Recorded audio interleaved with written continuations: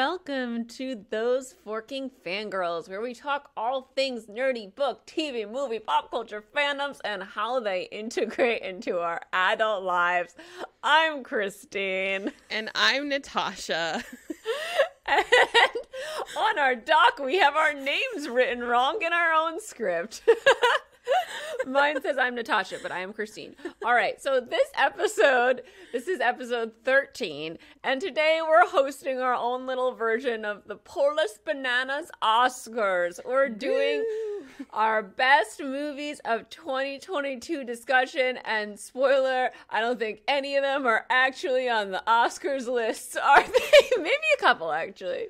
But there's a lot of non-Oscar movies on our Oscars. Yeah, I don't know. We'll see. But we wanted to get this episode in before the actual Oscars. Mm-hmm. And then next week we will be doing our worst movies of 2022 discussion. And I feel like this is a year where we had a lot of okay movies and not so many great movies, right?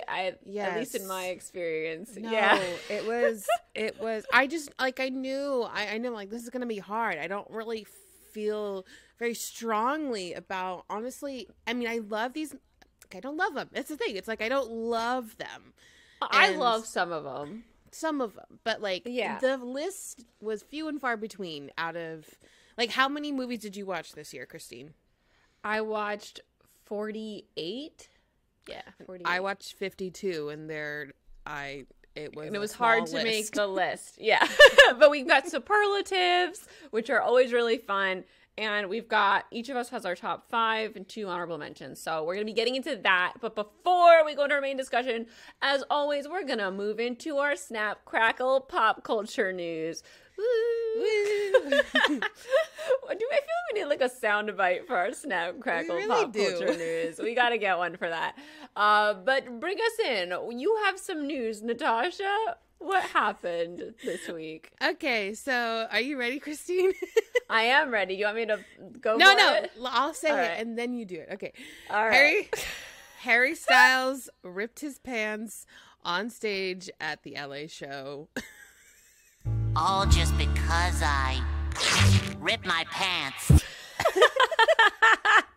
We prepped a soundbite. So this just happened? Yeah. Is there video? How come I haven't seen it? So much video. There is multiple angles all around TikTok. It's everywhere. And it's just so, oh gosh, I feel so bad for him. He was wearing leather pants, okay? And he went in for a lunge singing, and he went onto one side of the stage, and it just ripped right in his crotch, and he was just like, wham! Oh, well, I feel like Harry's the type of person who could really play that off and work it. Did he not? Was he did. Really embarrassed? He was fine, kind of. So he was wearing leather pants. Luckily, he was wearing boxers underneath. Because Alex told me that usually in leather pants, men don't wear underwear under those. I was but then how do they absorb the sweat? And then it'll get like gross, and you'd get a rash. Yeah, like Ross. You get really sweaty in leather. Yeah, so that I don't feels know. disgusting not having the underwear. Anyway, that's terrible. I feel for him. It was, and like so many people have this video and they shared it everywhere. So he did his lunge, ripped the pants, and then like he skipped over and got a towel from his drummer and like held it to his crotch for the rest of the song. Yeah, and then he went back to the other side of the stage that he like ripped it, and he was like, I'm so sorry. It was so sweet. Because he felt like he was exposing himself to the audience. Yeah, I'm like, that's scary if you think about it. Yeah. Oh, no. But I'm seeing Harry Styles tonight, so I'm very excited. Oh, well, I'm glad the drummer was there with a towel to save the day. Mm-hmm. So in other news, we got a cast for It Ends With Us by Colleen Hoover this week. Blake Lively is playing the lead. And his name's Jason? Justin. Justin Baldoni. I wrote down Jason for some reason. I was like, that doesn't look right. Jason Baldoni is going to be playing Ryle. And I don't know if we got anyone for Alice. I think we just got our 2 leads, who will be Blake and Justin. And I'm so excited. You know that Justin's directing it, right? I do know that Justin's directing it. Justin also directed 5 Feet Apart, and I did think he did a spectacular job because I really enjoyed that movie. Yeah. And I was so excited when I saw that he had signed on for Colleen for This Is Us because he did such a great job with that other movie. And he just is such a cool guy. I've been following him ever since Jane the Virgin. Mm-hmm. He plays Raphael in Jane the Virgin, if you're not familiar with the name, Justin Baldoni. And Jane the Virgin is wonderful. And if you've watched it, you know that Justin's really good at playing such a character with such a spectrum of different emotions and different ways they deal with things, because he can come off really douchey in that show, but then really bring it back around, and he's really sweet and empathetic and loving, and he's just really, really well-rounded as an actor. So I'm very excited to see him in the role of Ryle. Mm-hmm. Me too. And Blake, I can't remember the lead name of the girl in the book right now, but is it Lily? You remember it? Lily! Yes, it's Lily. It's Lily. Wow. Lily Blossom Bloom. Yeah, and I just think that she's perfect for that role. I feel like the roles that I've seen her in previously have all had aspects of Lily in them, excluding, I don't know, maybe not excluding Gossip Girl, because I don't really remember Selena that much. I'm sure there was Lily-esque stuff going on at times. Yeah. I just know it's gonna be good. I mean, if you as soon as I heard it was gonna be Blake Lively, I'm like, this movie is going to be successful, because anything that Blake does, everyone is gonna be there to watch. Like, she is just so well loved. I mean, yeah, and I feel like, I don't know, I thought it was going to be good as soon as I saw Justin Baldoni was attached to it, because I really think he did a good job with that other film. So I really felt the emotions with Cole Sprouse, and I can't remember who played opposite of him in 5 Feet Apart, but I hadn't read that book, and I was really invested and emotional throughout that entire movie. So I'm excited. All right, next bit of news. Daisy Jones, the show, dropped a trailer and a song. Did y'all listen? No. Neither did I. All right, I didn't listen either, but I heard it was different from the book, which I don't care. But everyone was posting about it. Everyone was posting about it everywhere. I'm surprised you didn't listen to it, Natasha. I thought you would. I don't want to listen to anything that there's. I don't know. No. Me either. I just want to. Okay. It's coming too fast. There's no need to get excited. I'm already going to watch it. Like, there's no need.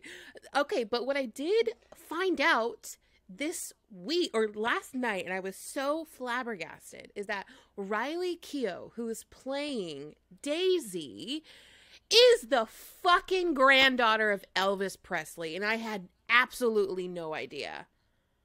I didn't know that either. She is Lisa Marie Presley, who just sadly passed away. Rest in peace. That is her daughter. I did not know she passed away. Oh my gosh. Yeah, she passed away the day after the Golden Globes. Oh my gosh. Mm-hmm. Oh, and her mom is still living, Priscilla Presley. And I didn't know that Lisa Marie Presley had 4 children, because I looked this up, because I guess there's it just came out in the news that her daughter Riley is like the sole owner of, or like the person who's in charge of her state. So there's some family controversy within that. But I had no idea. I did not know that either. I'm like, wow. That makes a lot of sense that she's playing Daisy. Yeah. I'm just so excited for the show. I don't want to spoil any of it for myself, so I haven't seen the trailer either. But everyone was talking about it, so if you are interested, there is one. Google it or put it into YouTube and it'll pop up. All right, so that's all our Snap Crackle pop culture news for the day. Before we move into what right now, we want to quickly thank our listeners for their support. We appreciate y'all so much. And if you want to support the show, you can make sure you're following us for free on your favorite podcast app or subscribe to our YouTube, youtube.com/@those4kingfangirls. You could take a second to review us on your favorite podcast app. That is so helpful. On Spotify, it's so easy to just submit a rating, and you can like the video on YouTube. Click that like button. Or you can tell a friend, which is really, really helpful. Telling people in real life is the most efficient way, I feel like, to spread the news about a new thing that you love. So we really, really appreciate that. And we've got some Patreon news. Natasha, we announced this last week, but just in case you missed it, can you share what we've changed here? We are adding Fangirl Tea Time, our Fangirl XL, Forking Fangirls XL episode, to our $5 tier, so it's more accessible to people who want the longer version of the show. We love our patrons, and we just are so grateful for the support. As it's provided us a resource to help edit the podcast and edit the visual version, and it's just been so helpful and amazing for our mental health. But now, okay, so we have Team Jacob, which is the $5 tier, and then we have Team Edward, which is the $10 tier. We have some new perks there as well. So we have a new episode, so you'll get a bonus episode once a month in the $10 tier and up. So Team Edward and Team Pulse Bananas. And then all of our movie commentaries will be available for Team Edward and up. So we just recorded our Teen Wolf commentary, which I'm glad that we got to watch together, because it was it was a ride. We would have made it through by ourselves, so no, and I don't think a lot of you guys will either, so that's gonna be there. You can join us if you want to watch that.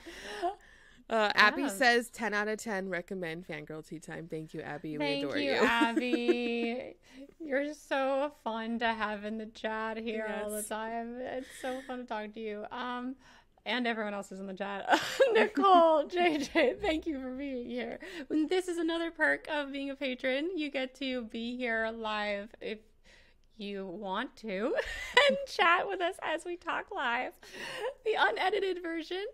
Your support means so much. So however you support the show, we appreciate you. Our Patreon is patreon.com/those4kingfangirls if you want to check out the perks over there. All right. Nicole mentioned the Lavender Haze music video, and I just wanted to ask, did you watch and like it?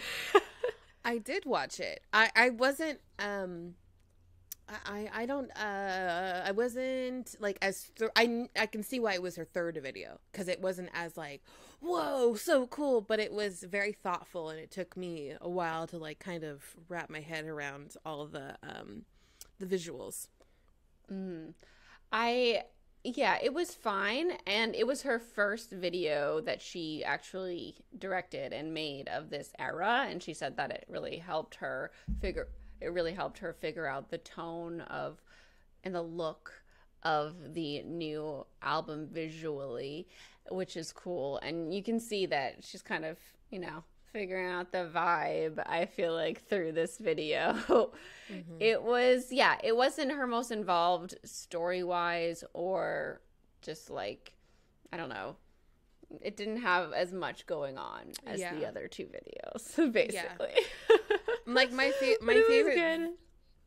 visual was her in the like lavender bathtub. I loved that. Oh yeah, it was a beautiful shot. She looked amazing in that bathtub. I don't know if it was a bath. It was like a pool. It was like a mini pool, because we definitely couldn't see the edges. It probably, it was a very big bathtub for for that shot. But yeah, and I liked there was this moment where she was sitting on the bed and he's not affected by her melancholia in the middle of the night, and there was a little cloud over her. Yeah, the love interest was a trans actor, which was very cool. And I didn't know that. Yeah, a trans model, and he was really hot. Natasha, yes. What are you reading this week? I finished Chain of Iron and I started Lady Midnight. I was so frustrated. The thing is, Christine told me I was going to be frustrated, and I was like, oh, okay, we'll see. And then I was. Yeah, I mean, the end of Chain of Iron is maybe the most frustrating end to a young adult book ever. Yeah. You know what? I was thinking about this yesterday. I haven't read a book where, like, the romance is the subplot. Like, I've just been reading massive stories where the romance is the main plot, and it was great to, like, be back in that kind of world where I lived for so long. But it was also extremely frustrating because I'm like, I love this, but I just want to live in these characters' love life. Yeah, it was just, that I hadn't read a book where we have, like, such intense young adult love tropes in a long time. And at the end of that book, I wanted to throw it out the window because I was so frustrated with how all the love lines were ending and we had to wait so long. But now it's out. Chain of Thorns is out. I started it last night. I'm so excited. Oh my God. I'm so glad you're reading Lady Midnight. Are you going to put it down and do Chain of Thorns? Oh, I'm putting it down. I'm putting it down and I'm doing Chain of Thorns. I can't not. All right. You got to know what happens next. So this week I read Hellbent and it was so good. And I cannot wait for the next book about Alex Stern.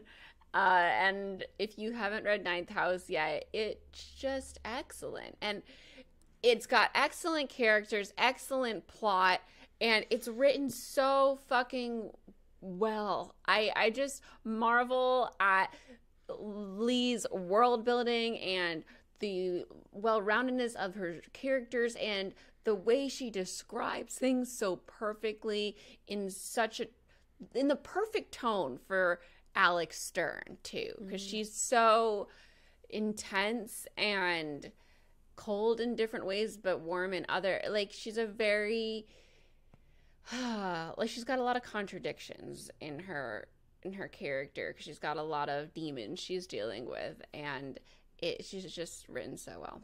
Anyway, I loved it so much and highly recommend both of those books. They are very dark and they are rated R. I keep saying that, but I just want to remind everyone they're very dark. They're not everyone's cup of tea. I know Jesse read them and he was like, Jesse was like, it's so intense. I didn't think you would like that. I was like, this is my kind of intense. This is what I like. Same.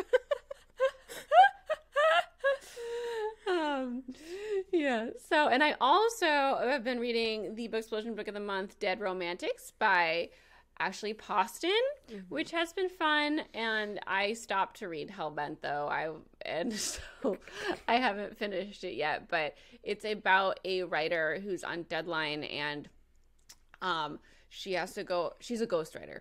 And she has to go ask the editor for a third extension because she's having trouble finishing the novel because she got out of a relationship she thought was like her be-all end-all. And now she's like, keeps wanting to end it tragically and can't figure out the perfect end. So, then her editor gets hit by a car and he's really hot and she can see ghosts. So, the Dead Romantics. We go from there. What have you been watching? Nicole says best summary ever. Okay, I'm gonna skip over. No, okay. Quickly. Okay, I've been watching an anime, and for me and Natasha to say that is not yeah, no. I don't watch anime. My twin brother watches anime, and he got me to watch this anime called Spy Family, and it was really cute. He sucked me into it, and I started, I watched like the first 5 episodes with him, and they're like really short and cute, and it's like a YA, no, it's like an adult romance novel, but without like sexy times, with lots of fun tropes and cuteness, and it's a spy who needs like a family as a disguise, so like he adopts this little girl who can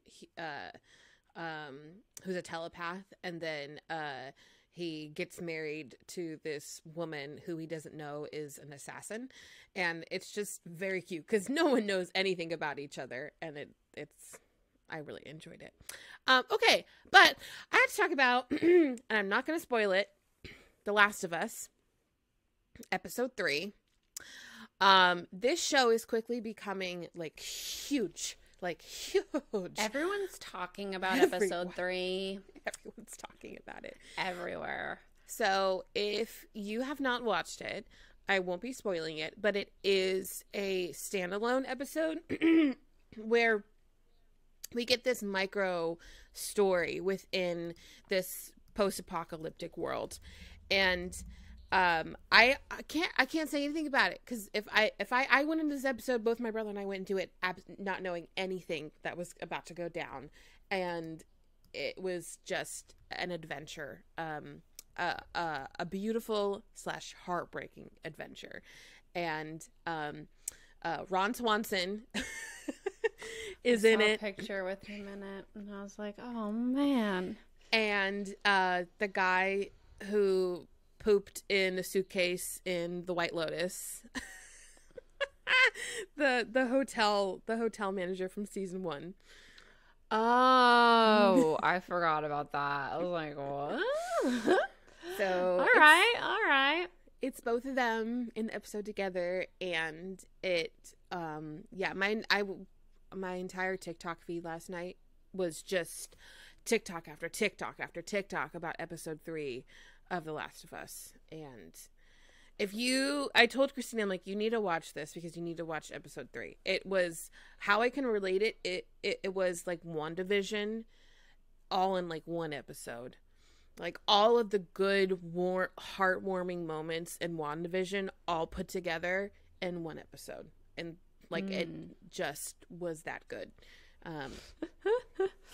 I want to watch the show. I just also want to like respect my mental health and not like push myself over the line. And I just started feeling better, so I'm nervous because I just don't want to mess with it. So I really like, there's gonna come a time where I can finally watch all these fucking shows again.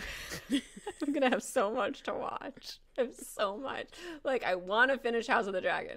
I want to watch this show. There's a lot that I haven't finished. I haven't finished Umbrella Academy. Like, I am. You're not missing much. All right. What movies did you... Oh, wait. I watched The Circle this week. That's the TV show I'm watching. The Circle season 4. It's been a nice, like, nothing comforty show to turn on. And there's a girl from, like, Long Island or New York or New Jersey with an accent. And I love her. Her name is Sam. I'm pulling for her. I know the show, like, I think all the episodes are out, so I don't know who wins, but I'm having so much fun watching her and Chaz. If anyone's watching, they're my favorites. Yeah. So what did you watch? What movies this week?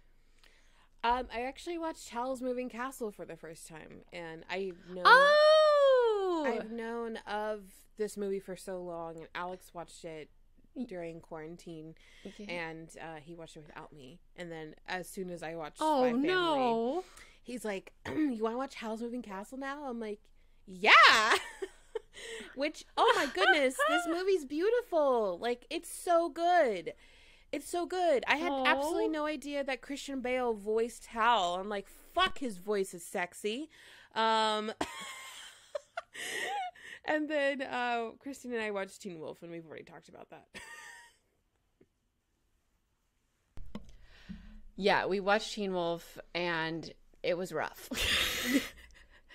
It was rough, but it was much more fun because we watched it together and we did a commentary, and it was a fun time. I watched You People with Olivia this weekend. It's a new movie on Netflix with Jonah Hill, and it was one of those movies where it had a fun setup, but then it was like they didn't know what to do with it. It was like it was set up to be a rom-com, but then it became really heavy on social commentary, and it was just not subtle about it at all. So it felt really uncomfortable because it was so on the nose for so long. And they would dabble in these moments of rom-comness. I feel like they really should have just stuck to the rom-com aspect of it and had social commentary like in it, but not so in your face over and over and over again. There were a lot of jokes where I was like, oh, the jokes. Okay. It went on too long. And there was a lot of like gimmicks where they would have Julie Louis-Dreyfus is so funny, but they would have her being like socially ignorant, and it would go on for way too long. Like, it'd be so uncomfortable and cringy. I'd be like, please stop talking. Please, please, please. It's hurting me. And that there was a lot of it. All right. Let's move on to our main discussion. We're talking all about movies today. We are doing our top 10 movies of 2022 and superlatives. So, we already kind of went into the fact that there weren't that many great movies, which is really sad. But also, like, I haven't watched all the Oscar movies yet, so maybe I'm missing out. Natasha watched them, though, and she just said the same thing about not having that many that she loved. The Oscar movies in particular are, because I've seen Fabelmans, which might be my favorite. And I think that won for Best Picture at the Golden Globes. But it's not on my list. Like, I can objectively say, like, these movies are great. Like, Banshee's great. I didn't love that movie, though. And I think that just all has to do with experiences and emotions and how, like, whatever. Like, I loved these movies that are on my list, but they're not Oscar worthy, you know? But yeah, and I'm always they're Oscar worthy for the Polish Bananas Oscars, so that's all that matters today. And I hope everyone agrees with us, because these are great. No one has to agree. True. That's the point. The Oscar people don't agree. But hopefully you enjoyed these movies too, and if you haven't watched them, hopefully we'll give you some good recs, so the next time you're looking and you're searching forever on every platform and don't know what to click on, you'll have some ideas so you can go straight to a good one. Yeah. And let's just say, so much out there. Our list of, like, top worst movies is more than these. We have lots more to say. Because we watched a lot of bad movies. We just have more to say on that end. All right. So we're going to start off with our first superlative here. Most surprisingly good movie of 2022. Natasha, what was that for you? It was The School for Good and Evil. I didn't read the book. I just knew it was a YA magic world system, and usually when those books become movies, you know, outside of the good ones, which are few and far between, they're not done right. Like, we don't understand the magic system, and, you know, I can't speak from knowing the book, the source material, but I did enjoy the movie, and so that was extremely exciting for me when I watched it, and I had a hoot and a howl over it, and the costumes were beautiful, and the acting was great, and I think the two girls, Sophie and Sophia, were absolutely darling, and I love that movie with all my heart. Nice. For this one, most surprisingly good movie, mine was People You Hate at the Wedding on Amazon Prime with Kristen Bell, and I can't remember anyone else's name, but you'd recognize a lot more people, and it's Ted from Schitt's Creek. I loved this movie, and I was expecting to turn it off. I turned it on with my mom and was like, hey, we can turn this off. Let's just watch like the opening scene. And then we were both so enamored because it was so funny. We're like, let's watch the whole thing. Allison Janney is in it. Lots of people you know are in it, and it's very funny in unexpected ways, and it was unexpectedly sweet. I had a great time. And yeah, it's on Amazon Prime, so you can check it out. It's easy.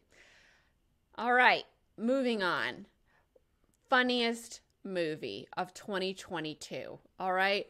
What, Natasha, why do you have 3 movies? You can only pick one. I'm not gonna say the last. I can't remember which just one. No. Okay, fine. One movie. Okay, The Unbearable Weight of Massive Talent with Nicolas Cage and Pedro Pascal. Did you watch this? I can't remember if you did or not. I did not. You know what? I started on a plane and I started falling asleep, so I missed it. Okay, this movie was so outrageous, and it's Nicolas Cage playing himself, and it's Pedro Pascal. And listen, Pedro Pascal is the internet's daddy, and he's also my daddy, and I love him. Okay, I'm gonna say daddy so all the much time. Daddy, I love it. I love it. But okay, there's a scene where they get high. Oh my gosh. I was watching this movie with my cousin Sailor and Alex, and we were on the floor. It was ridiculous. It was so fun. Yeah, basically, I don't know if anyone knows the plot of the film, but Nicolas Cage gets hired as himself. Okay, he's playing himself, but like not. It's hard to like, because he's like a dramatic version, but he has this random family that he doesn't have in real life. Okay, but he's Nicolas Cage, and he gets hired by this man, like I think like $1 million or a couple $1 million to come to his birthday party. And this guy, everyone thinks he's like a drug dealer or something, or he is a drug dealer. I can't really remember. And but it turns out like that's not really the case. And but just all of these hijinks come along with like the dangers of befriending this person who is Pedro Pascal, and he's just it's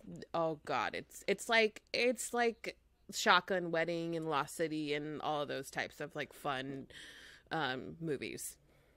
Well, is it a rom-com? Because it's a platonic rom-com, because they both fall in love with each other and they become like the best of friends. It's so cute.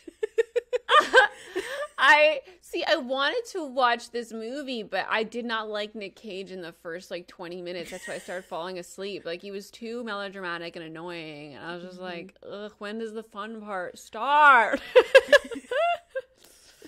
So I just didn't have the patience on the plane for it. I'll have to give it another go, because I really liked the idea of it when I first saw a trailer, and I was like, I can't watch any more of this trailer because I want to see this movie. All right, my award for funniest movie of 2022 is going to Shotgun Wedding with J-Lo. We just saw it last week, and it was just so fun. Jennifer Coolidge was hilarious. Everything was very funny. It was just conceptually not something you've seen also in a rom-com lately. Like, the things that were happening were very fresh, and they did such a great job with their reactions, and the way that they played it comedically was so good. I loved it, and I will probably watch it again. Yeah, I know. I've been seeing it on my Amazon Fire. I was like, I kind of want to watch it again. Yeah. All right, moving on. Best comedy special, Natasha. Give it to us. You go first. Go first. All right. I'm going first. All right. Well, my favorite comedy special of 2022 is going to Taylor Tomlinson, Look at You. I don't know if y'all have seen Taylor Tomlinson. She did Quarter Life Crisis back in 2020. That one came out.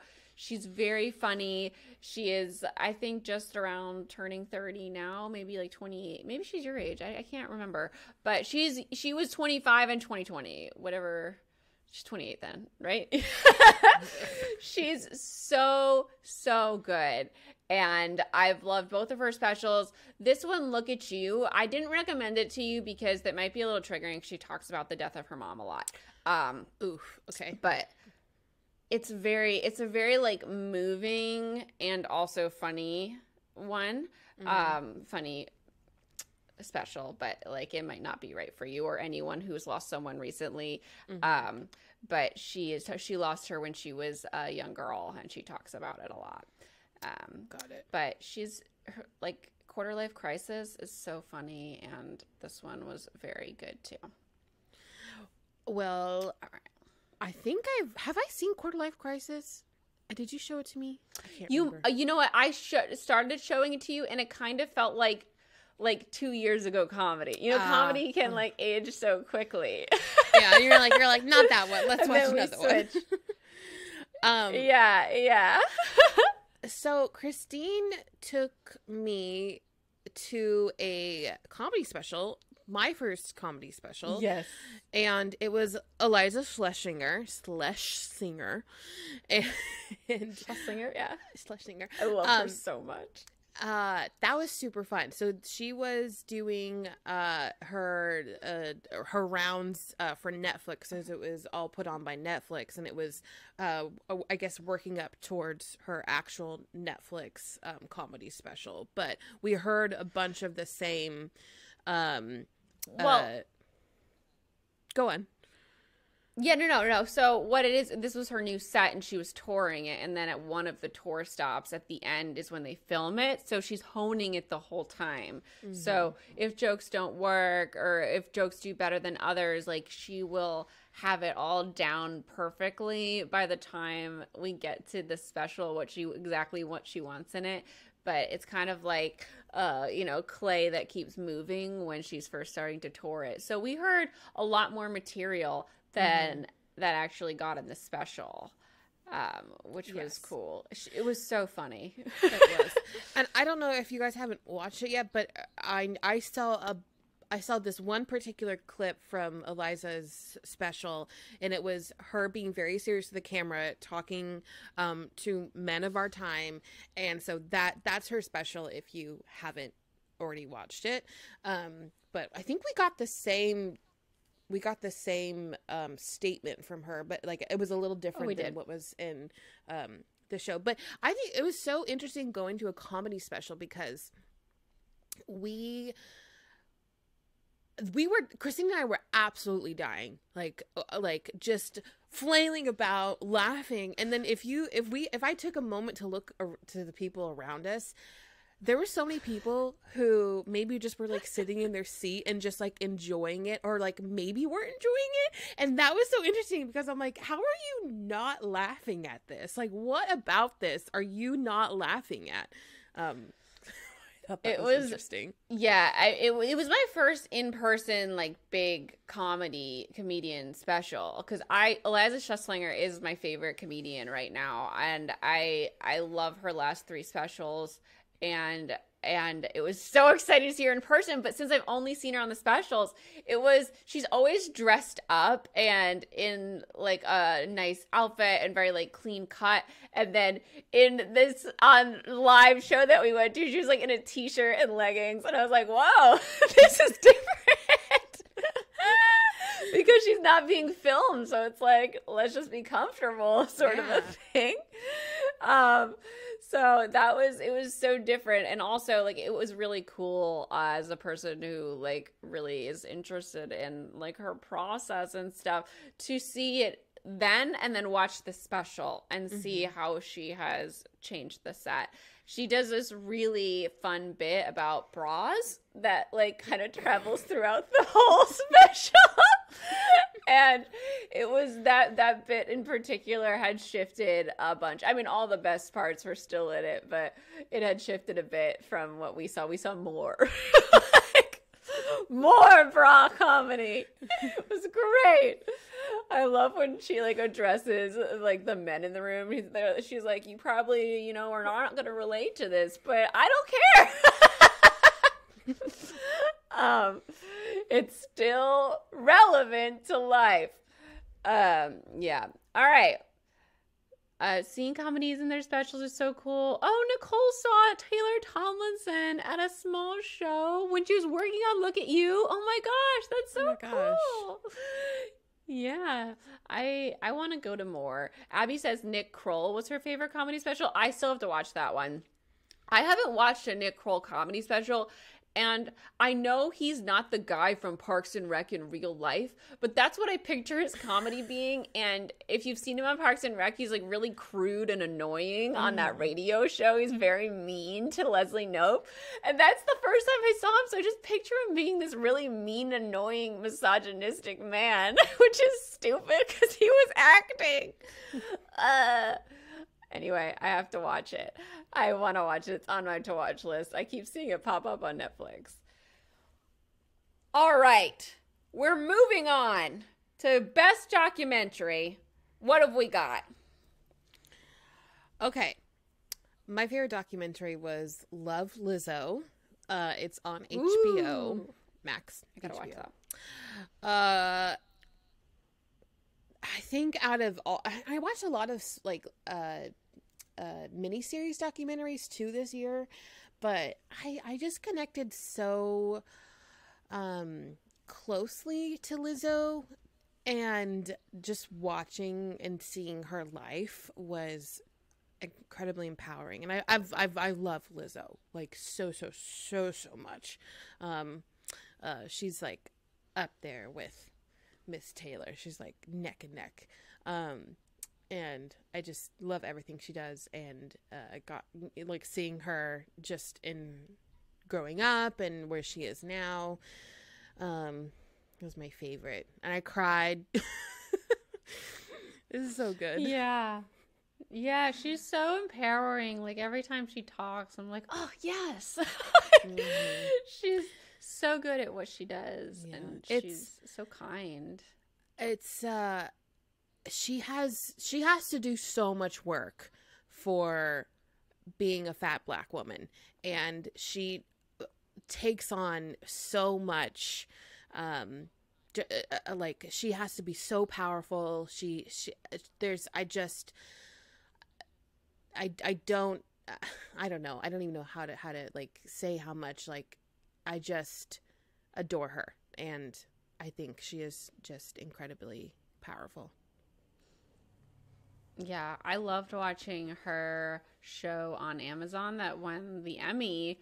Oh yeah. Is it called Big Girls? Yes. It was so good. And just I cried so much watching that. It's like the journey of her trying to find dancers, but like curvy girl dancers, because there's like she has to look for them because there's none just like auditioning and stuff because of the way like there's no opportunity society works. Mm-hmm. Yeah, there's no opportunity for them. And there's really like she's giving them this opportunity, giving them this platform, and it's such a beautiful ride, like getting to know them and the show and watching the whole process. And I got to see them in her concert. Yeah, yeah. She went to the concert while I was watching the show. I was like, oh my God, you're gonna see the girls. It was as a fat woman myself, it was very powerful moment for me to like see this beautiful woman take the stage and all of these girls just nailing all of these dance moves. Yes, and Shoto says her speech at the Emmys was so beautiful. It was. I always quote that. She's like, I wanted to see someone like myself in these roles, in these opportunities, and I prayed about it, and God told me, you're gonna see her, but it's gonna be you, babe.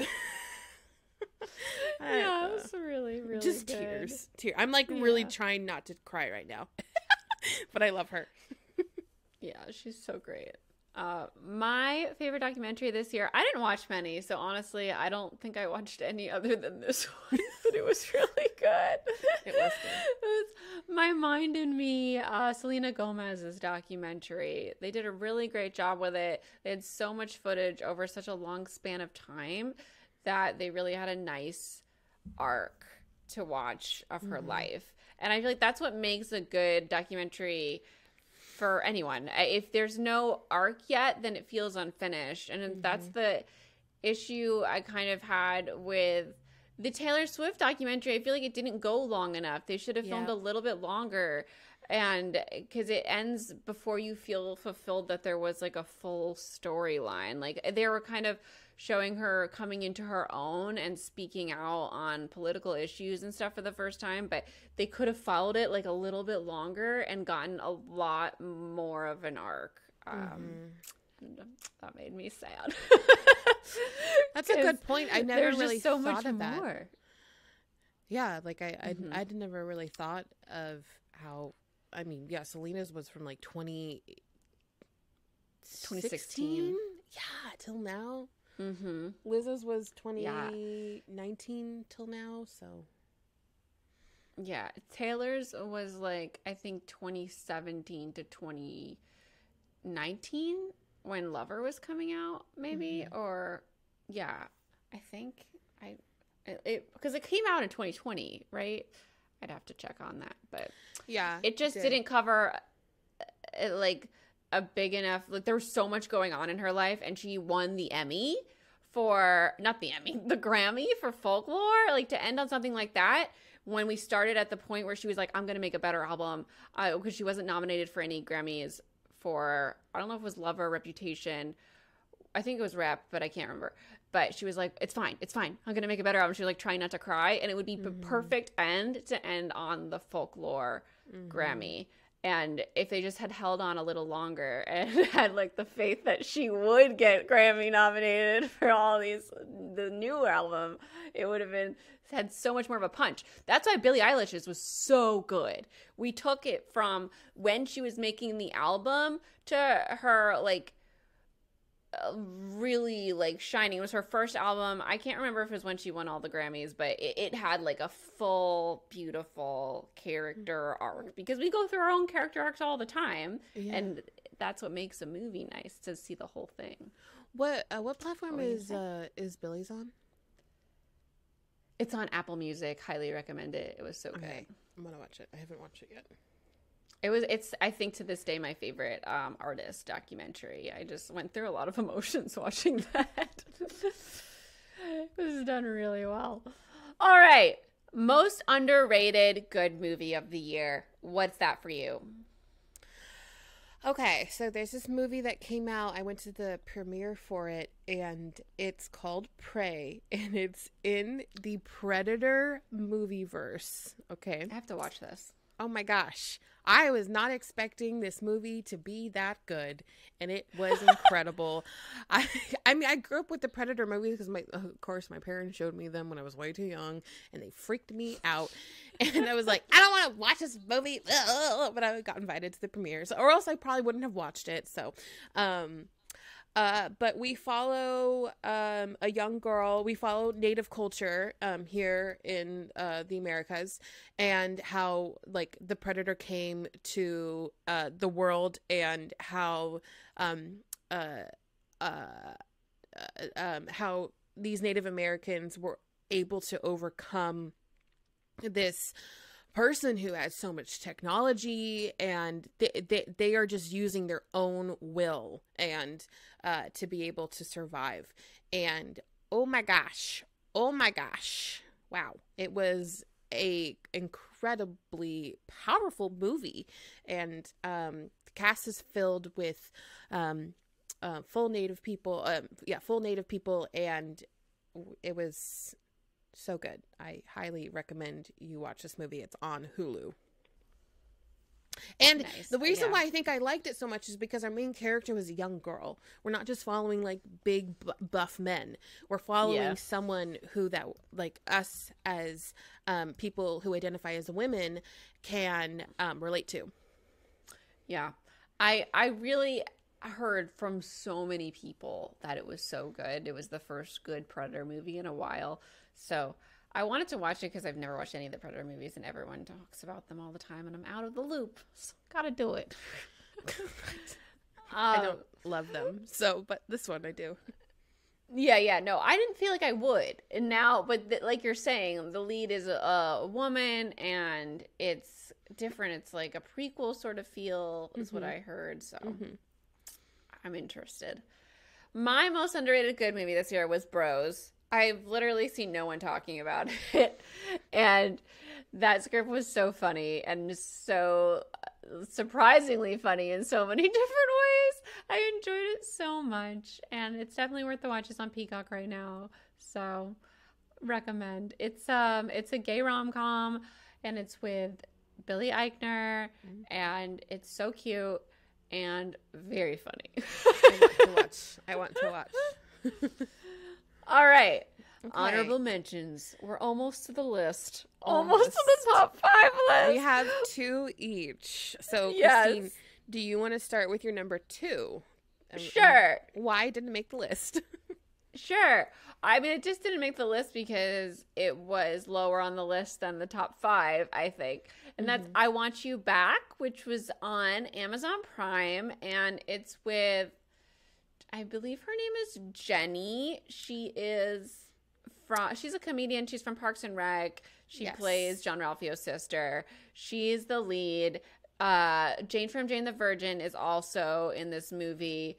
The guy, Jenny Slate, yes. And the guy from Always Sunny is also in it. And I don't know his name either. I should have. Charlie. Yes, that sounds right. It is so funny. It has such a great script. Like, everything between Jenny and Charlie is so much fun. And the guy from The Good Place is also in it. I also don't know his name. Oh my God. He plays like the dumb character. The Good Place.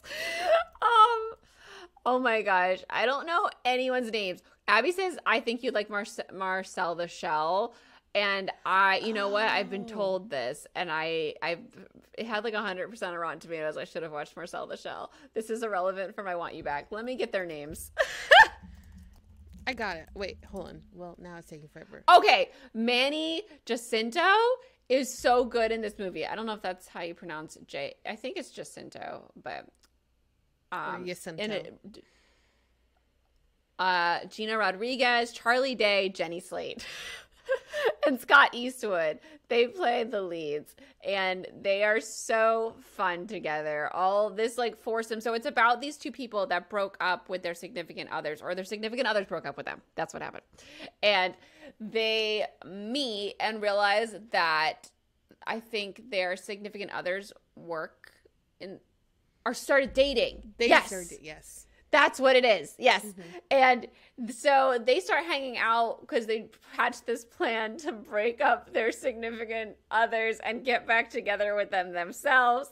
And it's just really, really fun. And it has a really great script. Like, it was one of those that at the end, I feel like they didn't know exactly how to end it, but they still they didn't mess it up, you know? At the end, I was like, they're just not sure how to tie this up with a bow, but it was really cute, and it's worth the watch. Like, their chemistry and their dialogue is so funny. I really enjoyed it. I think I watched this, but I don't remember loving it. Like, I think you were with your cousin, and she wanted you to turn it off. I remember. So you're right. I was with, I think I was with Miley or Sailor, and they're like, meh. Yeah. And I'm like, well, and I'm trying to watch this. You have to watch it. It's so good. And my other honorable mention was Nope this year. And Nope was so good. It was just not something that I want to watch again because it was scary. It really freaked me out. Like, we went on my birthday, and that night I had to come home alone, and I was like, oh God. Oh God. But I love Jordan Peele's films. I love, pulling apart all the metaphors in them and figuring out what he meant with all his little details. I love that. I love the layers that he puts into his films. What about you, Natasha? Okay, my number 2 is Top Gun Maverick. Oh, haven't watched that. This is such a dude movie, okay? Listen, I didn't have that many that I loved, and I already talked about Prey and all the other ones, and I was like, I guess I just have to put Top Gun Maverick in number 2. So, and I liked it more than Avatar.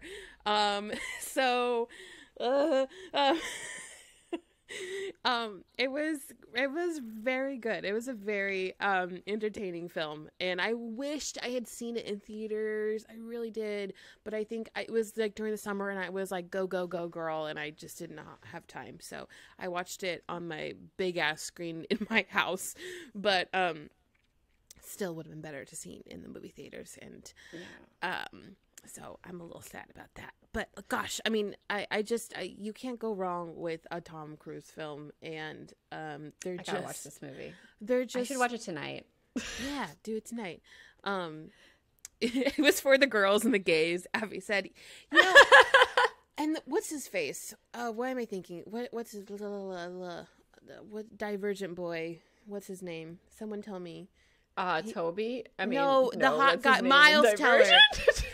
The hot boy of July. There's always like Tobias Eaton. There's always like a hot boy, For a Divergent Story by Veronica Roth. Hold on, sorry, I'm gonna stop. There's always a hot white boy of the month, and Miles Teller was the hot white boy of like July, and everyone was like thirsting after him, and I'm like, no, I don't get it. Like he's what's his face from Divergent, and I just don't get it. I don't get it either, but Taylor Swift is friends with him, so it's raised my opinion of him. I don't know. I don't know. He's just not my favorite person, so I just was like, yeah, he's cool. I liked everyone else in the movie though. So yeah, I mean, it's really wild to think of all the things that Tom Cruise does for these films, and I just all the prep work, like the flying all these jets and these people doing all these wild stunts for real. They flew the planes. I can't get over that. Like I can't. I know. And they trained for so long, and then they had to wait. I know. Years for the movie to come out. I know. Oh yeah. And it's like I just can't get over. Oh, the guy from The Setup. He's great. Oh my gosh. What's his face? What is that guy's name? I'm so He's sorry. cute. We don't know anyone's name today. I feel like you can tell that like I didn't get much sleep, and I keep saying things, and I'm like, oh, Christine. Yeah, we're all tired. Glenn Powell. Yeah. Wait. Okay. Yeah, that's his name. I want to watch this, and I tried to watch it on a plane. And you need to be like in it.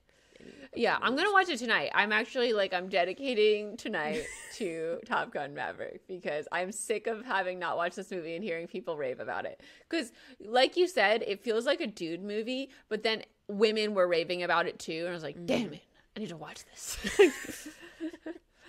All right. Wait. Your second honorable mention? My second honorable mention is Mr. Malcolm's List. I think I watched this on a plane, and this is a period, romantic period drama film. Funny. It's actually funny, and I think it's a book. But if you're like me and you love all sort of period dramas, I've seen the good, I've seen the bad. This is really good. It's smart, it's witty, it's swoon-worthy. I don't know. I watched it on a plane. I think it's on Amazon. Okay. And the cast is diverse. So if you're like missing Bridgerton, this is a movie you need to watch. Nice.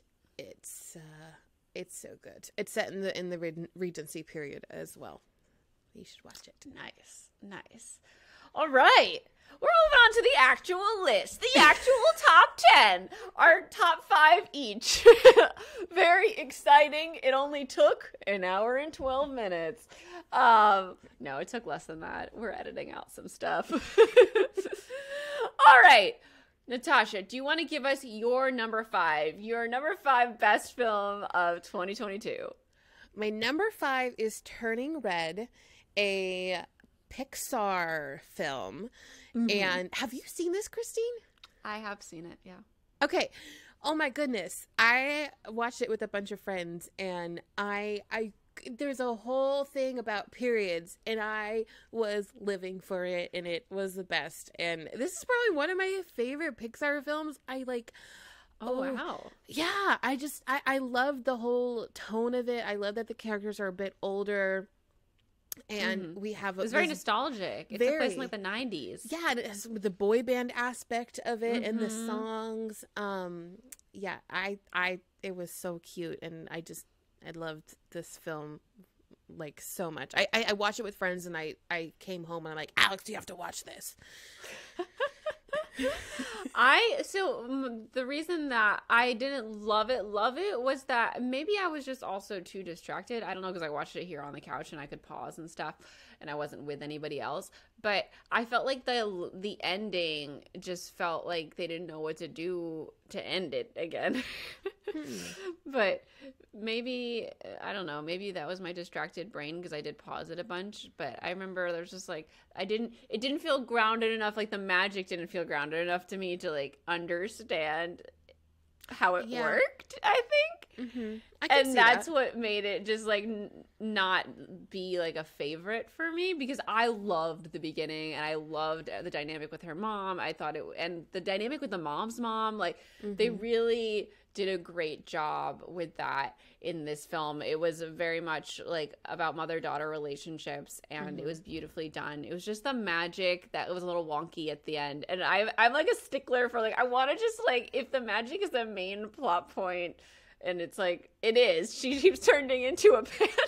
Just want to understand exactly how we wrap that up. Yeah, no, I mean, I can see that. I can definitely see that. And I think it's just showing how, I think definitely like our generation of growing up, and how like our parents suppressed everything, and how we are kind of breaking out of those generational,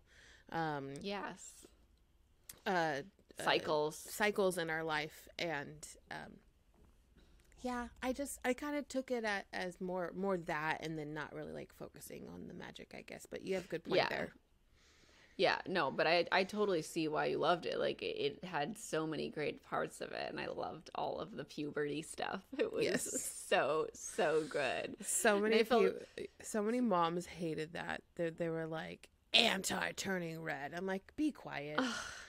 It was just so relatable, because she was going through puberty and she had crushes, and she had like this notebook that she drew about her crush or something, and then her mom finds it and completely embarrasses her and like makes her feel ashamed of it. And that happened to so many of us in the 90s, I feel like, because it was like such a culture of suppressing anything sexual at all. And hopefully that's breaking.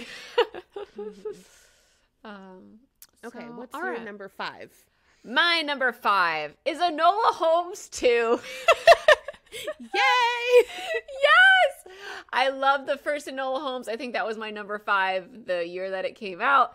I've been doing these lists for a while on my YouTube channel, and Enola Holmes is still landing on it. I love these movies. I love how stylized they are. I really feel like they stick the landing.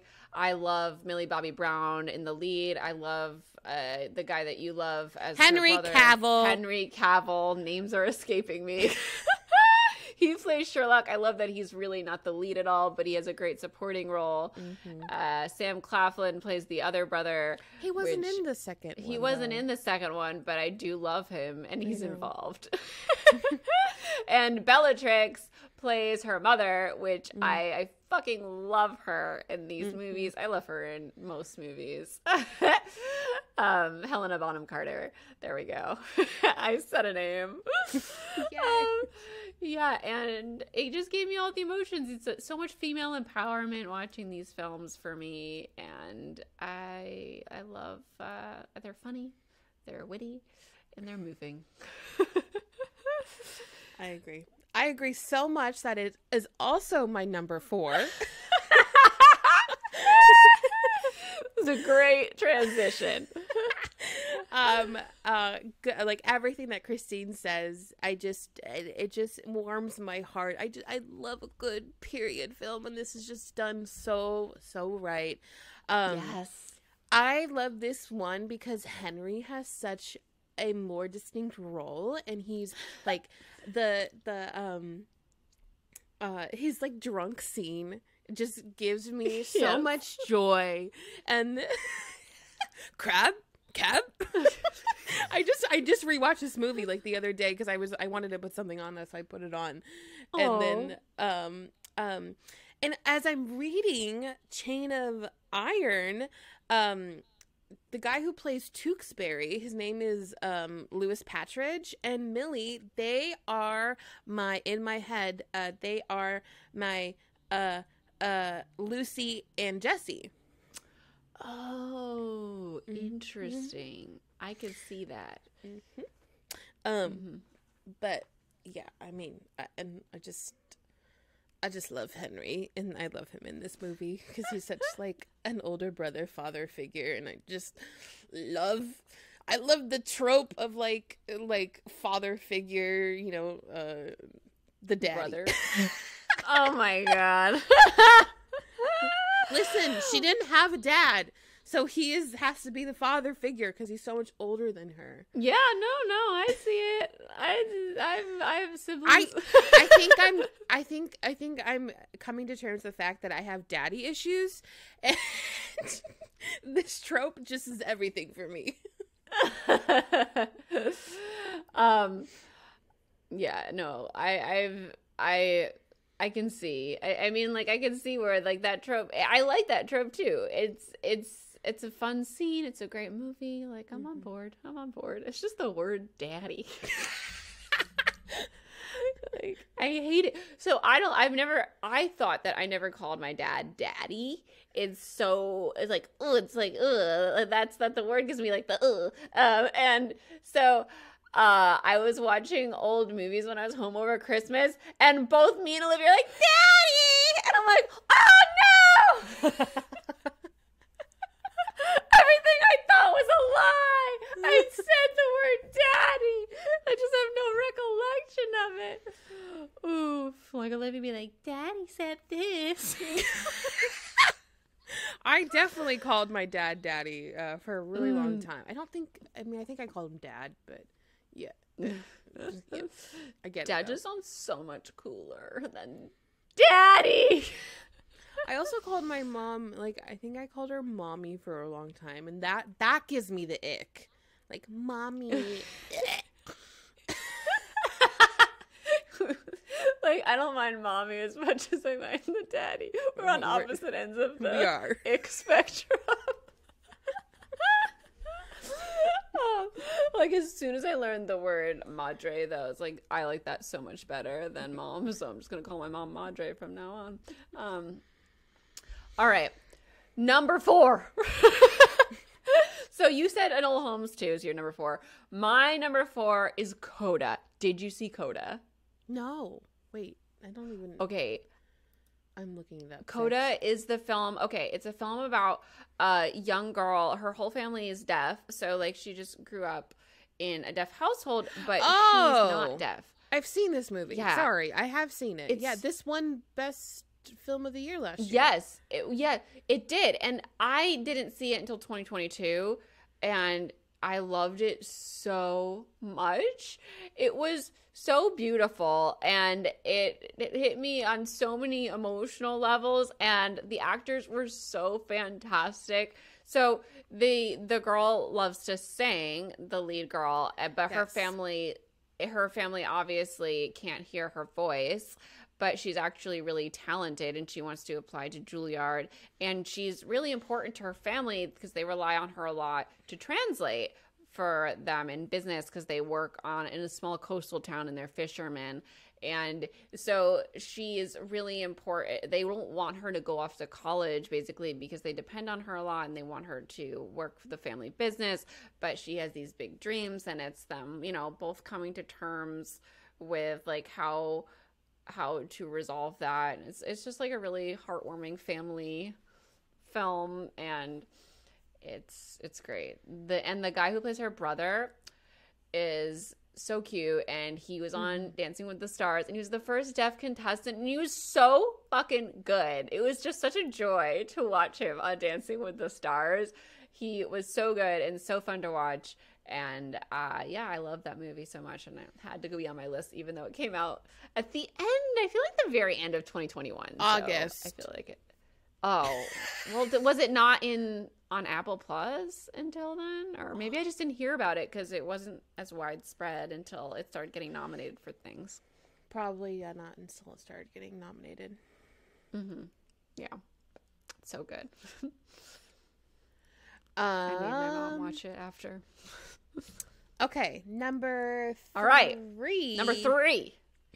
Oh my God, we have the same. We have the same number 3. All right.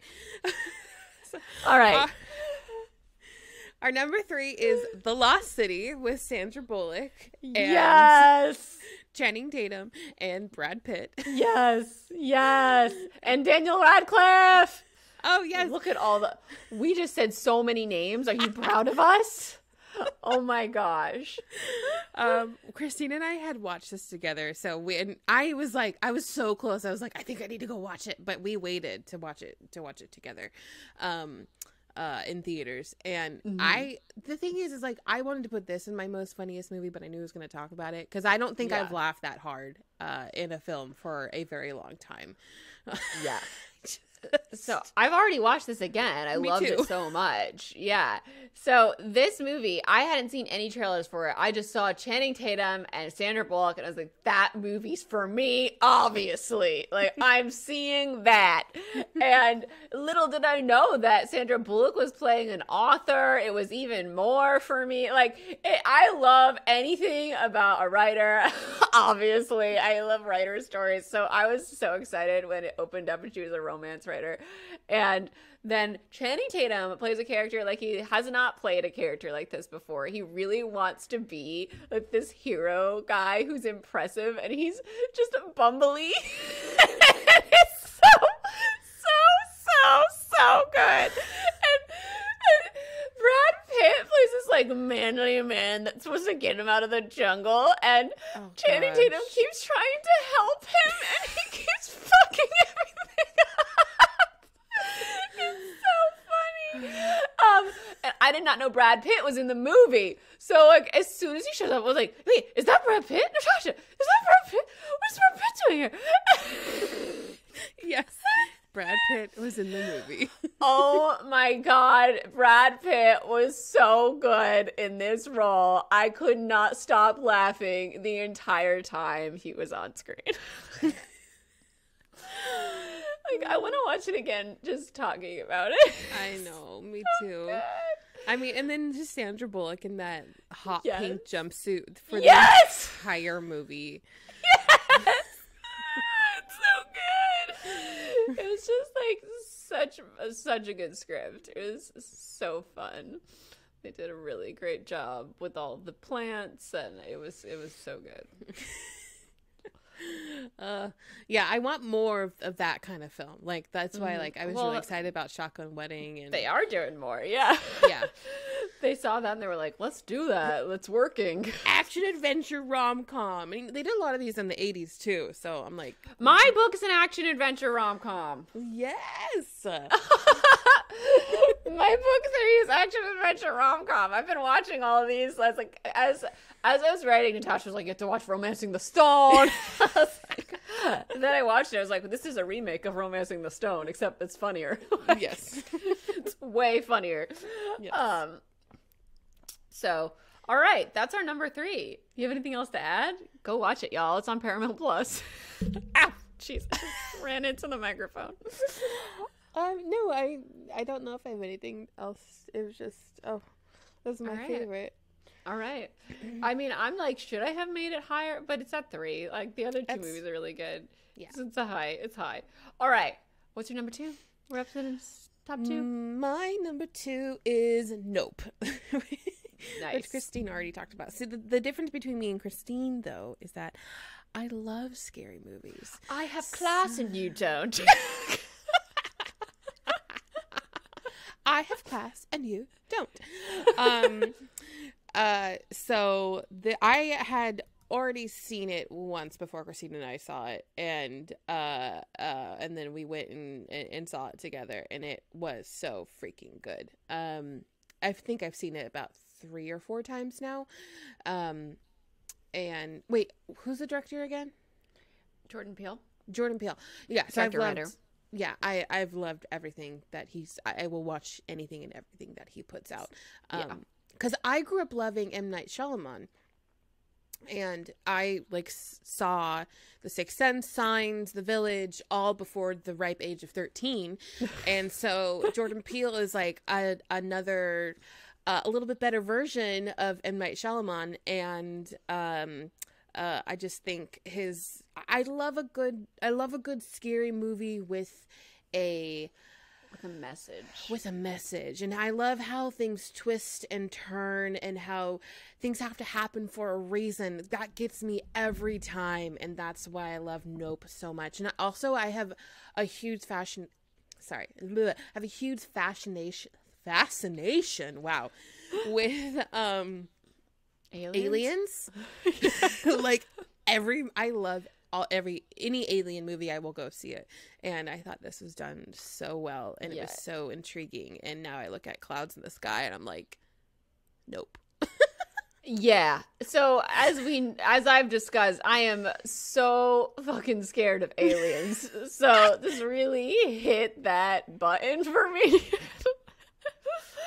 I was so freaked out. And there's only one really jump scary scene, or was it even jump scary? And it was just fake aliens, and I screamed. She was like literally climbing on top of me. And Natasha was like, "That's it, Christine. That's the scariest part." It wasn't, but it was the only jump scare. All right. So my number 2 was Spirited with Ryan Reynolds and Will Ferrell. I fucking loved this movie. It had amazing dance numbers, amazing cast, amazing music. It's now, I think, maybe my favorite Christmas movie. After I watched it, I was like, everyone has to watch this. I went home for Christmas and I watched it again with my brother, and he was like, well, I don't usually like musicals, but that was actually funny and good. I was like, yeah. I've talked about it on the show already. It's A Christmas Carol from the point of view of the ghosts, and oh gosh, it just gave me all the feelings. I laughed, I cried, I got all the warm fuzzy choreography feelings. Like, I just wanted to dance with all of them. Ryan Reynolds dancing just did things. I was just like, oh my god, he's so perfect. I wish there was more behind the scenes of them dancing, because he posted one of him and Will rehearsing, and I loved it so much. And Blake is behind the camera laughing. I feel like, wait, she is? I feel like it's her. It sounded like her when she was talking. Yeah. It could be somewhere else, but to me it felt like it was Blake. And in the comments she was like, can you get pregnant again while being pregnant? Commenting on this video of them dancing. So I love good. them. I love them so much. Yeah, so Spirited is great. All right, we're up to number 1. We are. Usually in the videos we have an envelope for number 1 and we exchange it. And we don't know open each other's envelopes. each other's list. Yeah. All right, Natasha. I cannot believe this is your number 1. Why? Say it out loud. It's the Batman with Robert Pattinson. Come on. I told you my favorite movies are not I don't care if it's not objectively great. I thought it was. I mean, I feel like a lot of people liked it, right? Yes. That's why they're getting a second one. Yeah, I'm in the minority here. Why didn't you like? Never mind. Let me tell you why I loved it. Yeah. Tell us. Thank you, Shoto. She says, I thought it was objectively great too. Thank you. Okay. So, listen. I love Robert Pattinson. We all grew up with him as our Edward Cullen, and I was very excited. Oh my gosh, when the news broke that he was going to actually play a character that was like another huge pop culture icon, I was just like, whoa, what? Rob's gonna be Batman. This is gonna be the greatest thing ever. Like, what? Or like, it's gonna be evil Batman. I don't even know what's gonna happen. Just, okay, here's the thing. Batman, as my brother likes to say, is the world's greatest detective. So this movie was all about Batman being a detective, and we got young Batman, and we got Robert Pattinson as Batman, and I don't care, I just love him, and it just made the whole experience so much better. Oh god, no, okay, hold on, I'm not done yet. Okay, so the other reason why I love this movie is because JJ says, I will remember the day it was announced, and I laughed for hours because it was so funny, but I loved it. I did the same thing. I have video of me, like, just reacting to this news. I was in the car on the way home from work. Okay, so Zoe Kravitz plays Catwoman. And these two actors have crazy amounts of chemistry. And I like, my fangirl heart in this one scene, multiple scenes, when we have definitely like virgin Batman here, because he's definitely never had sex before, with like sensual Catwoman, and he like grabs her and holds her next to him while there's like a cop coming in the room, and I just was like melting in my seat. Holy crap. Why do you think he's virgin Batman? He is for sure virgin. What? He's a wealthy white boy. He's a wealthy white boy who plays and tinkers in his basement. He is a virgin. That's what he does. He does not leave the house. That's why he's so pale. Nicole says virgin Batman, Edward in a different font. He was very Edward. Like, he was very Edward. He sounded like Edward. I just laughed throughout the movie every time because he was like following her and stalking her. I was like, oh my god, he's Edward. Like, he was like, I don't want to go out in the sunlight, Edward. Like, put sunglasses on. Yes. Inside. Like, oh my god, Edward. That's what makes this movie great. That's what makes it great. Is because we're now all 12, 15 years older. And JJ says Edward in Century Gothic.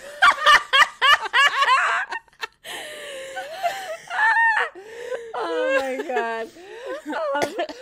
All right.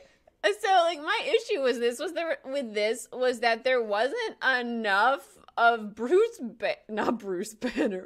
Wayne. Like there wasn't enough actually our pets talking. He had like no lines as Bruce Wayne, and he did nothing really as Bruce Wayne except mope around the house. And then it was all Batman, and he was in a mask the whole time, and I got bored of him being a detective. I wanted to see him be him and be a person and see like the comparison between the characters. See, now that's why I liked it, because he was actually, when you think about it, like Bruce Wayne is his disguise and he is actually the Batman. Calm down over there. I am right in this. But that's fine. You can have your own opinions too. Bruce Wayne is... He wants to be a bat boy, okay? So profound. I mean, I you know, a lot of people loved it. Everyone wanted to see him be the world's greatest detective.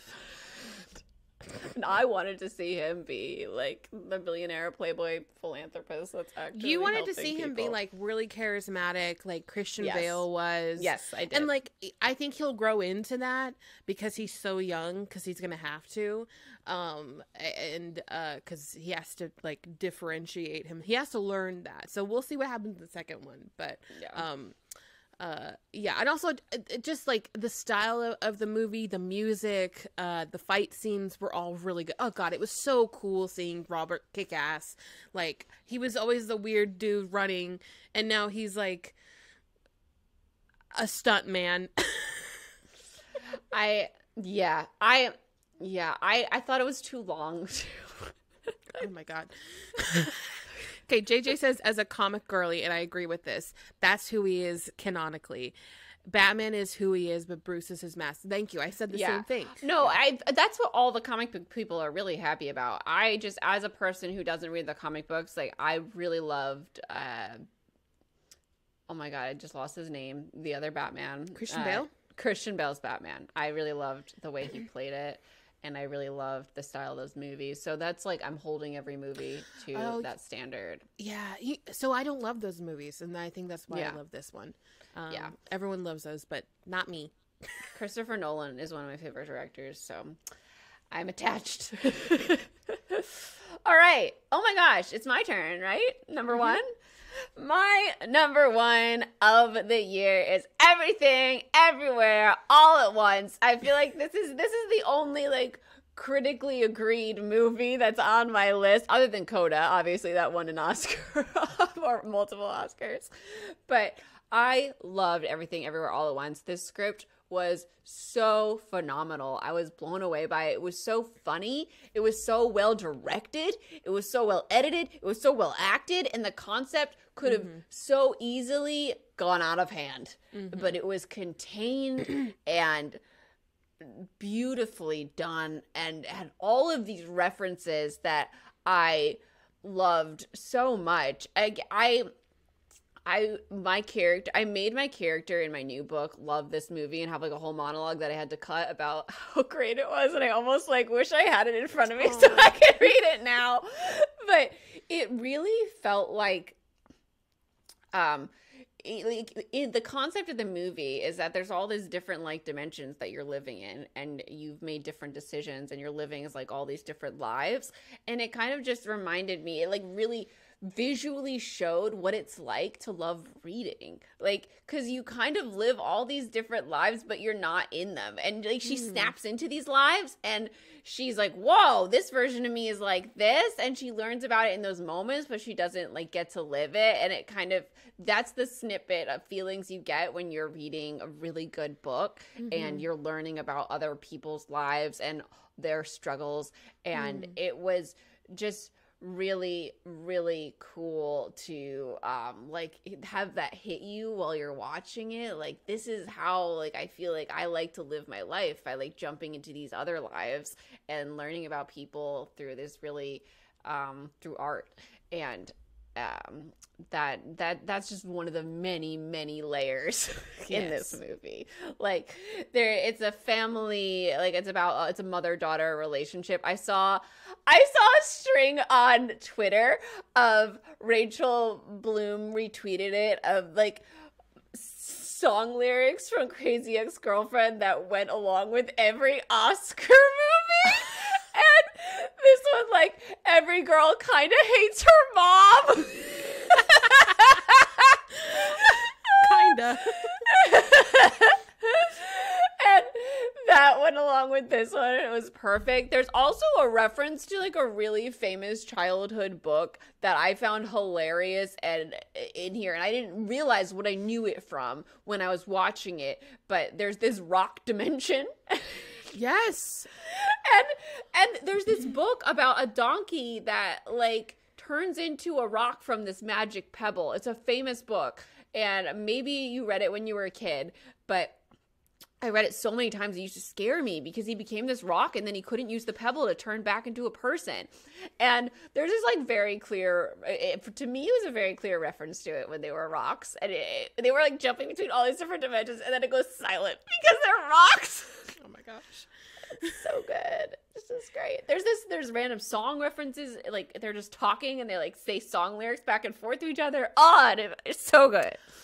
I need to rewatch this movie again because Alex was talking to me about, he's like, this is his number one as well. And it was hard for me to wrap my mind around everything because I wasn't really prepared for it.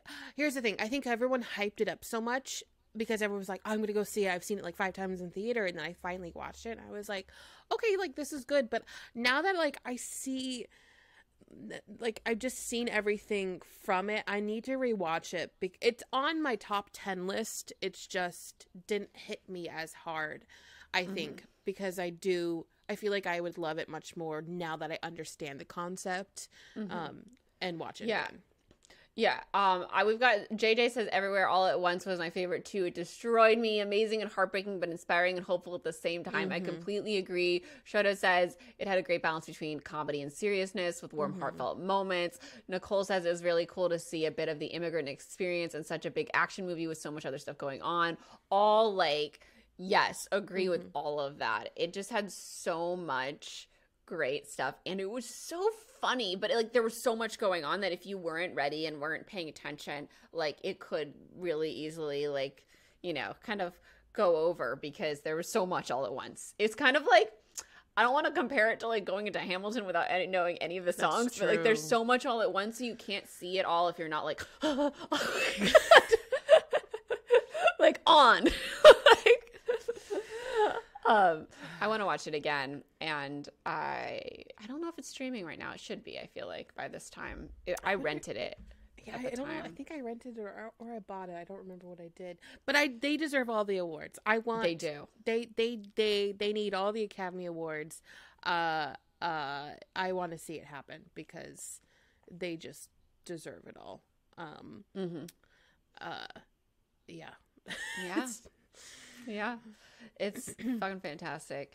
So I'm hoping they win all the things, and I have to watch The Fabelmans so that I can know at least one other Oscar movie. But like I'm rooting for everything everywhere all at once. Steven Spielberg has won. He doesn't need to win again. He's already a movie won. About his life. Yeah. Okay, I just want to know like another movie on the list, and that's the one I'm most interested in.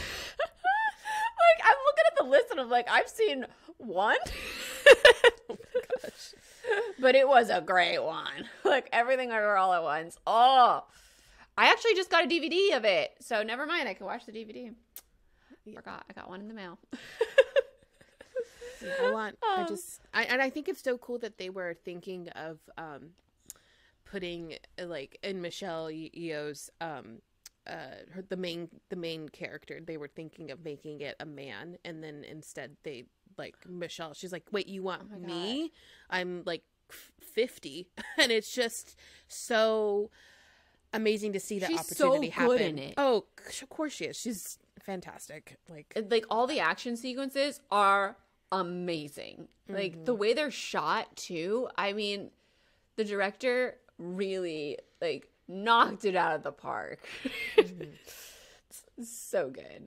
And it was really fun to see Stephanie Sue. She's also nominated for Academy she in Mrs. Award. Maisel? Is that she that is actress? in Mrs. Maisel? Yes, That's her. okay. Yeah. It was cool to see her in this movie. I was like, I know her. All right. Well, those were the Polis Bananas Oscar ceremony. Now we're gonna move on to Mary Kiss Clip of the Week.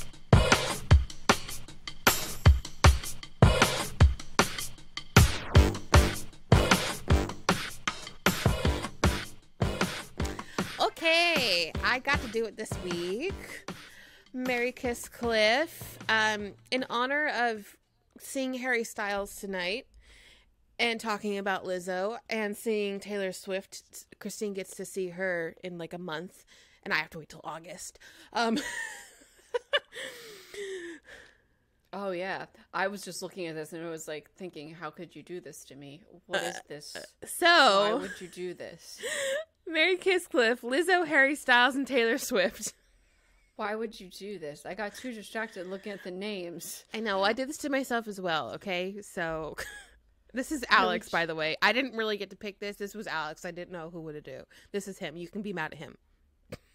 Why would you do this? Damn it. Damn it. Damn it. Damn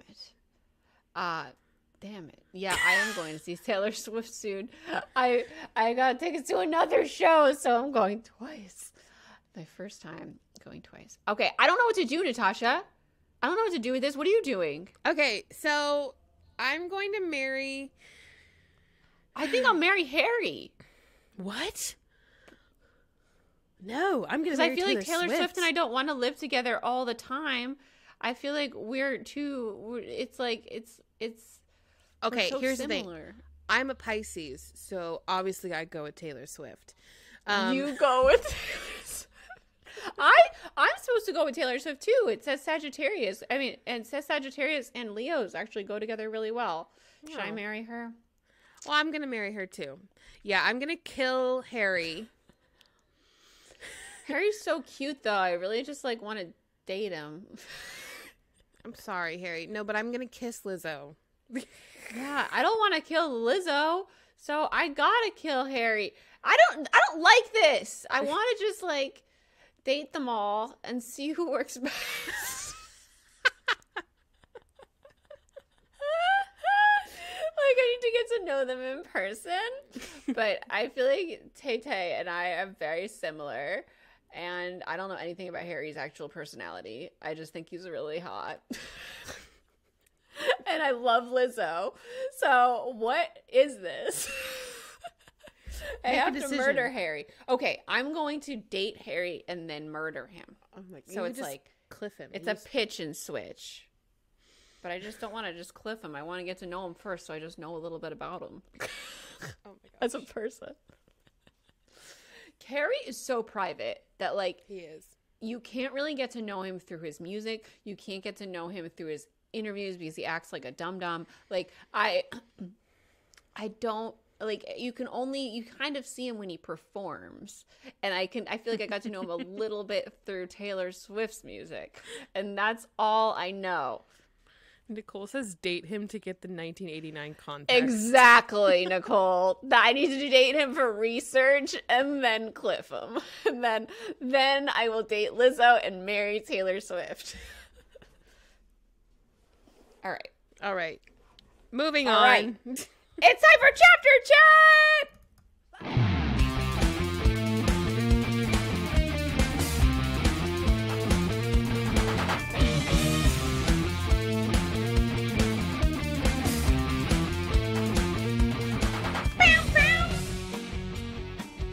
All right, y'all. So if you don't know, we're rereading ACOTAR, A Court of Thorns and Roses by Sarah J. Maas. We are on chapters 18 and 19 this week. Natasha, do you want to walk us through what happened in chapter 18? Chapter 18, this is happening after the fairy, came into the house and died on the table and there was blood everywhere. So the next day, they go for a little picnic. Very cottagecore. And Tamlin and Lucien, they're like, come on, let's go. We're going to go on a picnic. So they get on the horses, go on a picnic, and then they swim in a pond full of starlight. Starlight. Yeah. What the fuck? Like, what? What? What do you mean a pond full of starlight? Like, starlight is power. Yeah.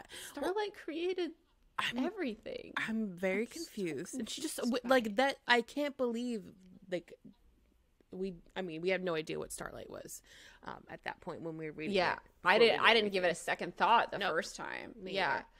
I was like, what the fuck? Yeah. And so we learn about a few different things in this episode. And I'm like, okay, we're finally getting somewhere. Chapter. Yeah. Like a lot of different things too. So I thought it was funny. Like, obviously Lucien's like the Lumiere. And so they get to like the grassy knoll and like they sit down. They're like, we brought a blanket. Do you want to sit on the blanket? And she's like, no, I'm gonna sit in the grass. And then there was like some like whispers. She's like, I love this grass. Where's this grass from? And then like you hear like hushed whispers. I just imagine like Lucien be like, go sit down next to her. Go now. Go sit down next to her. Make your move. And then they get up. Well, then he's like, do you want to go for a swim? And she's like, no. And then she does because she thinks that he is laughing at her being afraid of him, right? And then she's like, fine, I will go for a swim. And then she opens up, right? They chat. They have talks, long talks in the water. They talk about Lucien. Yeah, so she asks about Lucien, And so we learned about his backstory, that he is one of the brothers of the High Lord of the Night Court. And we learned, I forgot about this, that it's not the oldest who gets the throne, it's the strongest. And how he, like, obviously did not care about having that title, so he just did whatever he could to not be the strongest so that he didn't have to, you know, go hand to hand for it. And then he ended up falling in love with a lower fairy and hoping that the mating bond would snap into place.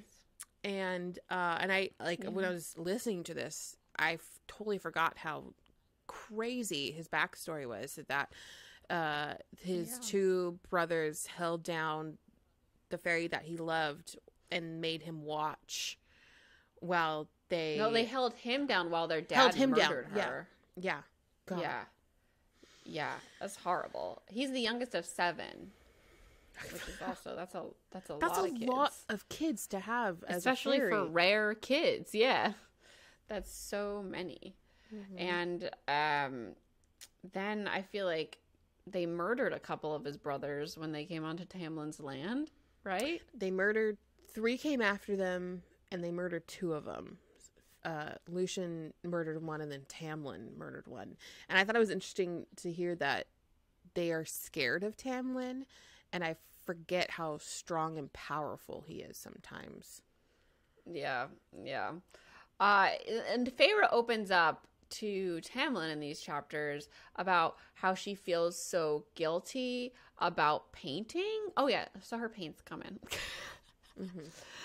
Her paints come in, I think, in chapter 19. Is there any more in chapter 18?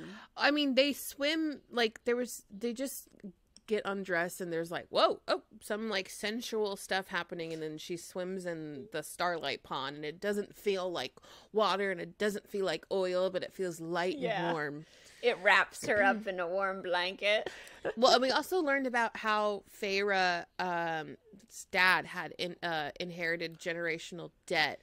And how he lost is that he tried to pay it off by quickly selling spices across the channel. And Tam's like, it's like, that's such a dangerous way to go. Like, you would have to take the long way. And then she goes, no, we had to do the short way. And that's how we lost everything. And, cause he was like, oh, your diction's so good. Like, how did you guys lose all your money? You don't talk like a peasant. And they bought the little cottage that they were in, or whatever, shack. And it took 4 years for the money to run out. And then she had to learn how to hunt. Yeah.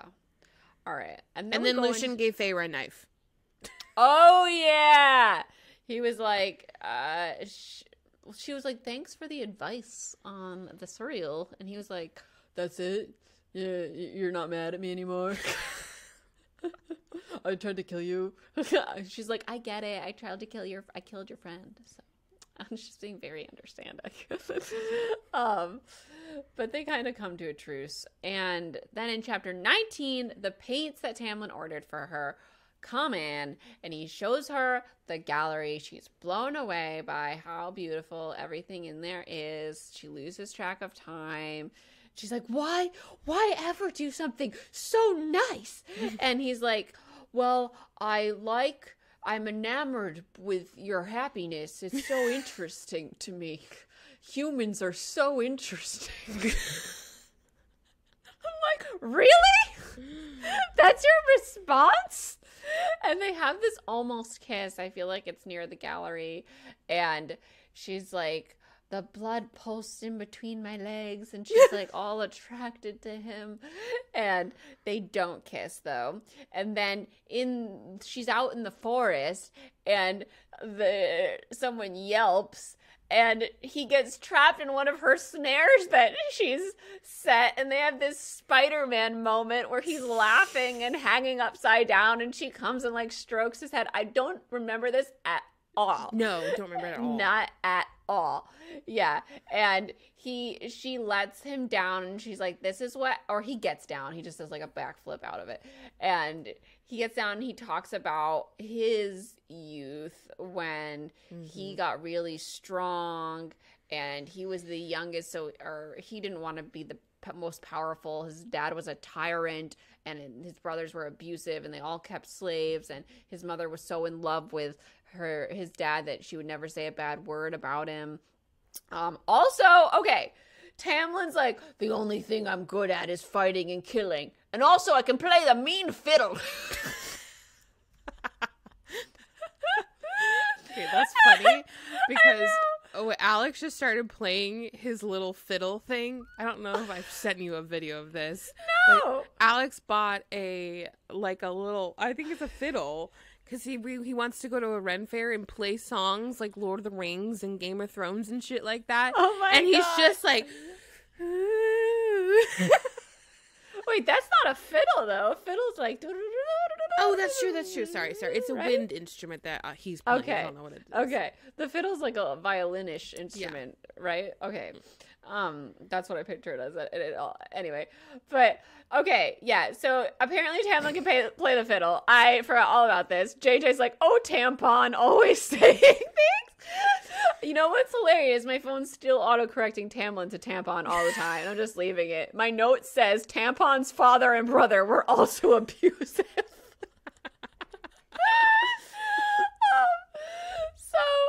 Okay, so he gets down from this trap and he starts reciting poetry. And I was like, what is this? Like, what is this poetry? And she's like, what is this poetry? He's using all the words that were on her list of words when she was practicing to write. And he memorized all those words and wrote her like 5 poems, because on the war front, they used to have contests for who could write the dirtiest limericks. And Tamlin didn't like to lose. He's a dirty limerick champion. What the actual fuck? And he wrote her 5 dirty ass poems, and the last one was the dirtiest, and she started laughing. I was like, this is so weird. Like, I don't remember any of this. I don't remember. Well, we also don't get to hear the poems. I wish we could hear the poems. We hear one that's not dirty, like he liked her and she would never say yes when he asked her to do things. That's a summary. I don't know what it actually said. I should have written it down. But we should have gotten to hear the dirty one, but because this had to fit in the YA section and I was already pushing the envelope, we didn't get to hear his dirty ass limerick. Like, this is his talents include killing, fiddling, and dirty limericks. Like, I didn't remember any of this Tamlin characterization. It's all overrun by what happens in the next book. And also, I don't feel like we see this come out much. We never see him like doing other dirty limericks. No. Like, it kind of a little bit reminds me of Will Herondale, like that, just right, like singing like poems and funny things, but Tamlin's so serious, so it doesn't really go with how I imagine him at all. There was lots of laughing in this chapter, lots of smiling. Yeah, but I wasn't smiling because we don't get to hear anything that's smiley or funny.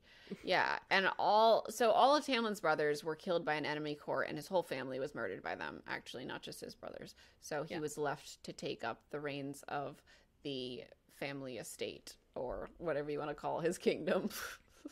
Yes. And we learned that Fire Night is coming. It's called Kala. It's the spring ceremony, and the magic they generate. What? Isn't it Callan? Oh, I thought they called it Kala on the audiobook, but I don't know. Maybe I don't know. I don't know. But the magic they generate there using a ritual fuels the land for the next year. And Feyre's like, oh, what's the ritual? And he's like, it's something fairy-like, and doesn't tell her. And then she's like, can I come? And he's like, no, you have to stay in the castle. And she's like, oh, and he's like, yeah, there's gonna be other fairies around. Ignore all of them. Don't talk to them. And she's like, oh. And then he's like, go hide. Someone's in the forest. And we hear this voice that doesn't have a body, kind of asking him questions. And I feel like it's Rysand, right? No, hold on. It's not? Is it? Because we hear leathery wings. I thought it was Rysand too. If the adder saw her, it's the Attor, the Attor. Oh, I didn't even catch that word because I was like, what's an adder? Yeah. And then Tamlin goes, it didn't. Are you certain? It didn't. Tamlin growled. I can't remember. What is that? When they were calling him it, I was like, it's not an it. That's clearly a person, a fae that you know. Yeah, I mean, my first thought was it was Rhysand too, and I'm like, I don't think that's Rhysand. Well, someone at Rhysand's like, what is he in? Like his species of fae with the leathery wings, right? Or is that Cassian? I forget. We learn about it in like Silver Flames. Like they're, you know what I'm talking about? Yeah. All right. Well, I don't remember any of the names, but or like there's a special branch of fae that have like the leathery wings. All right. Well, Oh, wait, there's one more thing we learned. We learned Okay, about the mating bond in this chapter. oh yeah. And how it's stronger than marriage. Blah, blah, blah. Because Feyre asked about his parents. So Yeah, we all and know we're about still the mating kind of bond. exploring that because there's a mating bond that happens that carries into Silver Flames. That's both parties are not really interested. It's interesting. All right, and that is our show today. Next week we'll be reading chapters 20 and 21, and we will be doing our Meeting Rhysand! worst movies. Oh, we finally meet Rhysand. It's gonna Rhys. be great. And yeah, so our podcast is edited by Jake Needham and Alex Polis. The music is by Cole Jenkins with vocals by Heather Troska. I am Christine. I'm Natasha. And we put out episodes every Friday. Thank you so much for listening. All the links to all the things we talked about are in the show notes. Thank you so much for joining us. Bye. Why does it feel like our YouTube channel? I always end it like this, I feel like.